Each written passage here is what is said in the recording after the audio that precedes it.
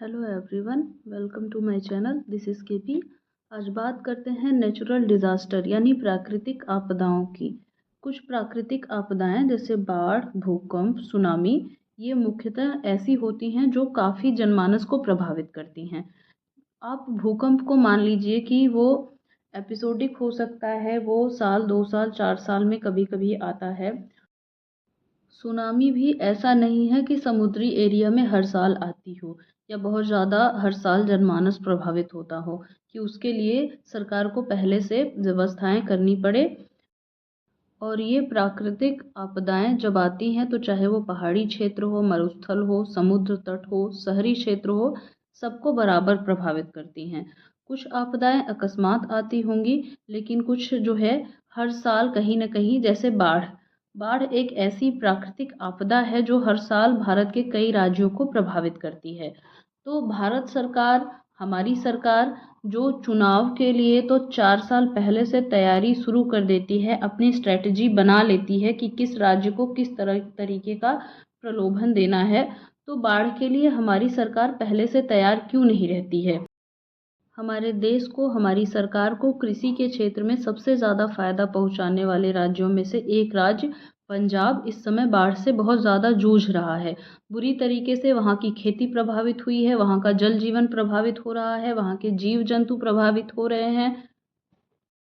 लेकिन मजाल है कि हमें कहीं ये दिख जाए कि हाँ, इस पर्टिकुलर प्रॉब्लम के लिए, बाढ़ के लिए सरकार ने, चाहे वो पंजाब की राज्य सरकार हो या हमारी केंद्र सरकार हो, उसने कुछ तैयारी करी हो। हमारे देश के मुख्यमंत्री, राज्य मंत्री जब भी कोई क्षेत्र बाढ़ से प्रभावित होता है तो वहाँ पे हेलीकॉप्टर से, नाव से एक अवलोकन करने पहुँच जाते हैं, ऑब्जर्वेशन करने पहुँच जाते हैं। उसके बाद लोगों को राहत बचाव सामग्रियाँ दी जाती होंगी और लोगों को एक जगह से दूसरी जगह पलायन कराया जाता होगा। ये हर साल का एक पूरा क्राइटेरिया बन गया है, लेकिन इसके अलावा सरकारें गंभीर रूप से कोई कदम नहीं उठाती हैं कि पहले से कुछ तैयारी करी जाए और बाढ़ प्रभावित क्षेत्रों को बाढ़ से बचाया जा सके। इतने बड़े नेचुरल डिज़ास्टर को कंट्रोल करने के लिए कोई तो स्ट्रेटजी होगी, कुछ तो टेक्नोलॉजीज़ आप बना सकते हैं, कुछ तो इंफ्रास्ट्रक्चर डेवलप कर सकते हैं उस हिसाब से कि शहरों में पानी जमा ना हो। पंजाब में भी लोगों को बचाया जा रहा है, पलायन कराया जा रहा है, राहत बचाव सामग्रियां पहुंचाई जा रही हैं। हो सकता है आगे प्रधानमंत्री, मुख्यमंत्री सब हेलीकॉप्टर से या नाव से वहां पे स्थिति का अवलोकन करने पहुंच जाएं, लेकिन इसके अलावा और कुछ हो पाएगा ये हम कब उम्मीद रख सकते हैं? हमारी सरकारों से अच्छे तो हमारे सेलिब्रिटीज़ हैं जो कहीं न कहीं, कभी न कभी हमसे भला बुरा भले सुन लें, लेकिन वो खुल के मदद के लिए सामने आए हैं। चाहे वो दिलजीत दोसांझ हो, सुनंदा शर्मा हो, सोनू सूद हो, सब लोग मिल के सपोर्ट कर रहे हैं कि पंजाब को रिहेबिलिटेट किया जा सके। सब अपनी तरफ से लगे हुए हैं कि कैसे वहाँ पे बाढ़ प्रभावित क्षेत्र के लोगों को ज़्यादा से ज़्यादा हेल्प पहुँचाई जा सके। ऐसे में सरकार को अपनी रिस्पॉन्सिबिलिटी समझनी चाहिए।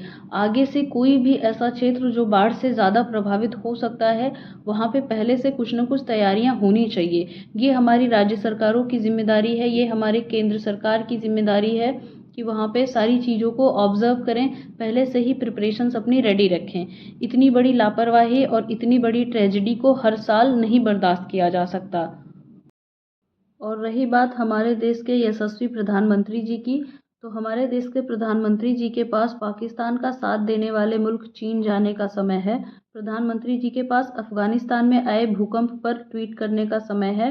लेकिन हैरानी की बात है कि वो हमारे देश में आई हुई आपदा के बारे में बहुत गंभीर रूप से कुछ भी नहीं सोच रहे हैं। होप ये वीडियो आपको इन्फॉर्मेटिव लगेगी।